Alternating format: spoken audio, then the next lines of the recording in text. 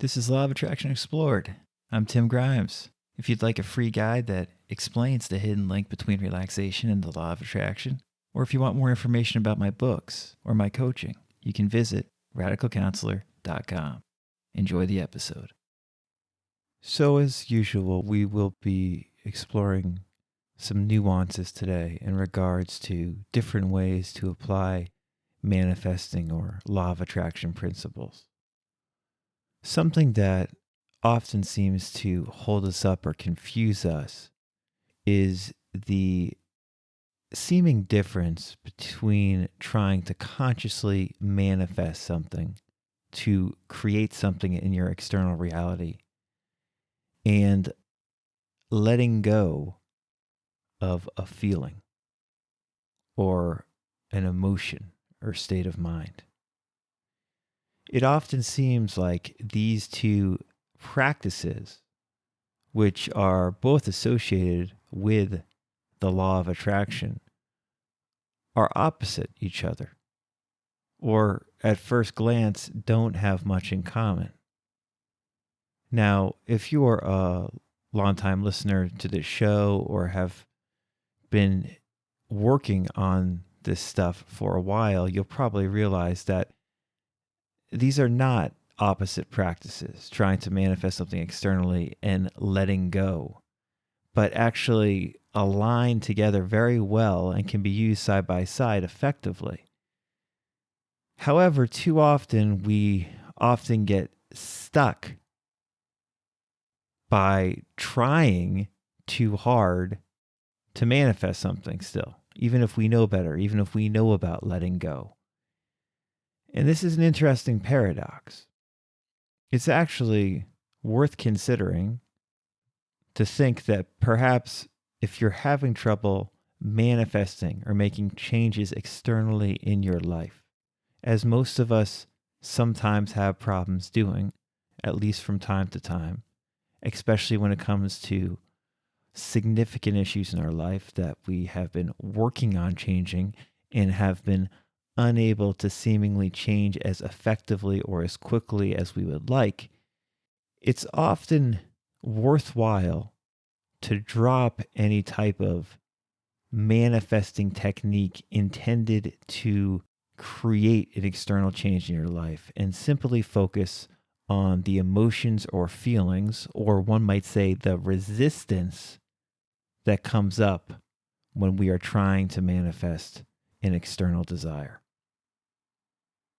This is why the letting go process, even though it seemingly does not have anything to do with manifesting things externally, has so much to do with manifesting things externally in reality. It is because what holds us back from getting the desires we want in our life, the changes we want in our life, is an imaginative, or one could say unconscious, resistance to the feelings that arise when we are unable to make that change. For instance, we want more money, but feel a bunch of inner resistance when trying to manifest that money. Or we want a romantic relationship, but feel extremely uncomfortable when trying to manifest that relationship. Or we want better health, but we feel a lot of resistance come up when we're trying to manifest that improved health. If we're able to deal with this resistance in a more healthy way, a more holistic way, chances are what we then want to externally manifest will show up in our lives in some significant manner. If it doesn't show up exactly as we want, in the very least, energetically, emotionally, we should feel better about what we want externally. And often the external desire that we wanted will show up once we've dealt with this resistance, related to this resistance, this emotional distress, in a more healthy and friendlier way, a more accepting way. So letting go and manifesting a specific desire are very much intertwined in the law of attraction process, generally speaking. And today I thought we could turn to someone who's a fantastic writer on the letting go process, the author of the book Letting Go, David Hawkins. We've discussed Hawkins before on this show, and as I've said before, even though I disagree with many of the things that Hawkins says, like the muscle testing concept and how he views the map of consciousness and calibration, things of that nature, while I disagree with a lot of that, his general recommendations on how to let go of resistance, how to embrace resistance, surrender to resistance instead of fighting against it, his advice for how to do that is fantastic. So I thought I would read a little bit from Letting Go today. And if you're having trouble manifesting certain things in your life that you really want, I think it would be worthwhile for you to experiment, gently experiment, with simply surrendering to the feelings of the resistance that you feel when you're trying to manifest this thing. Change your relationship with those feelings and see what happens. Again, we've discussed letting go before, and I think I've read this passage before, but let me just read this again. If you want a really good summation, short summation of what the letting go process is, according to Hawkins, simply read chapter 2 of Letting Go. It's called The Mechanism of Letting Go. In that chapter, Hawkins writes, letting go involves being aware of a feeling, letting it come up, staying with it, and letting it run its course without wanting to make it different or do anything about it. It means simply to let the feeling be there and to focus on letting out the energy behind it. The first step is to allow yourself to have the feeling without resisting it, venting it, fearing it, condemning it, or moralizing about it. It means to drop judgment and to see that it is just a feeling. The technique is to be with the feeling and surrender all efforts to modify it in any way. Let go of wanting to resist the feeling. It is resistance that keeps the feeling going. When you give up resisting or trying to modify the feeling, it will shift to the next feeling and be accompanied by a lighter sensation. A feeling that is not resisted will disappear as the energy behind it dissipates. So often when we do not get the results we want in our lives, it's because there is resistance there and we feel bad. What Hawkins is saying is embrace the feeling of resistance. It will shift. And this modification of feeling will therefore make it so you are more likely to manifest what you want. This happens naturally just by shifting how you feel about something that you desire, that you feel you cannot have, or that you're having trouble manifesting. It's worth remembering as well that when we discuss these feelings and the energy behind it, this is all going on unconsciously a lot of the time. We're not aware of all these thoughts we're having about this situation. And we're letting the feeling run us by thinking so negatively and consistently about it. We're obsessed with the bad feeling, which obviously is not a good way to be if we want to manifest something, where a very general tenet of manifesting better things is to feel good about what you want and to feel good in general. Very often we want to feel good, but feel like we cannot feel good. This is because of this unconscious resistance that's there. And as Emile Coué said, for practical purposes, this term unconscious, which can be a loaded term that we don't always understand, for practical purposes, that just means your imagination. So we want something. For instance, we want more money. But imaginatively, we don't feel good about getting that money, or we feel like it's impossible to get that money. Or we want a new relationship, a better relationship with somebody. But imaginatively, we do not think we can get that relationship and we feel bad about it. Or we want better health, but imaginatively, unconsciously, we think we cannot get that better health. Hawkins is saying, let go of that fear, that resisting of the feeling that comes up that brings with it all this imaginative doubt that we do not want. A lot of people refer to this as shadow work, looking at our shadow.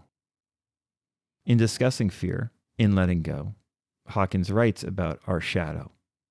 And if you've been listening to this podcast for a while, you'll recognize that we often are speaking about fear because that is something that we have to deal with when it comes to implementing these principles more effectively in our lives, whether we want to or not. Letting go of fear, embracing the feelings while they're there, surrendering to them without trying to modify them, and then seeing them naturally shift and our life naturally shift by embracing the feelings instead of running away from them or consistently keeping them in mind obsessively without being able to face them fully in a more holistic way. The chapter on fear and letting go, Hawkins writes, one of the blocks to emotional development is the fear of what lies buried in our unconscious. And again, remember what Coué said. Unconscious is just another way of saying our imagination. So what lies buried in our imagination? Hawkins writes, Carl Jung called this area, which we are unwilling to look at and to own, the shadow. He said that the self cannot become healed and whole unless we look at and acknowledge the shadow. This means buried within us all, in what Jung called the collective unconscious, is everything that we most dislike admitting about ourselves. The average human, he said, would much rather project his shadow onto the world and condemn it and see it as evil, thinking that his problem is to battle with evil in the world. In actuality, the problem is merely to acknowledge the presence of such thoughts and impulses in ourselves. By acknowledging them, they become quiet. Once they are quiet, they no longer unconsciously run us. In other words, the presence of such thoughts and feelings can be acknowledged. And once they are acknowledged, once they are seen and felt for what they are, they become quiet. And they no longer unconsciously or imaginatively run our lives. Hawkins goes on to write here, in looking at our fears of the unknown, which are really fears of what is in the depths of the unconscious or imagination, it is useful to have a sense of humor. Once looked at and acknowledged, the shadow no longer has any power. In fact, it is only our fear of these thoughts and impulses that give them any power. Once we become acquainted with our shadow, we no longer have to project our fears upon the world, and they begin to evaporate rapidly. A little bit later, Hawkins wrote, in looking at fears then, it is well to remember that Carl Jung saw this reservoir of the forbidden inside, the shadow, as a part of the collective unconscious. The term collective unconscious means that everybody has these thoughts and fantasies. There is nothing unique about any of us when it comes to the way we symbolize our emotions. Everybody secretly harbors the fear that they are dumb, ugly, unlovable, and a failure. The unconscious mind is not polite. Again, let me pause here and remind you that we could say our imagination is not polite. Hawkins says the unconscious mind is not polite. It thinks in gross concepts. When it thinks of the phrase, murder the bum, the unconscious literally means that. Look deep within yourself the next time somebody cuts you off in traffic and picture what you would really do to that person if you were strictly honest with yourself and did not censor the image coming to mind. You'd like to run them off the road, wouldn't you? Pulverize them, push them off the cliff. Isn't that right? That's the way the unconscious thinks. Or we could say that's the way our imagination works. Hawkins says the reason that a sense of humor is useful is because these images are comical once we look at them. There is nothing awful about it. It is just the way the unconscious handles images. Or we could say just the way that our imagination handles images. Hawkins goes on to write, it doesn't mean that you are a rotten person or that you are potentially a criminal.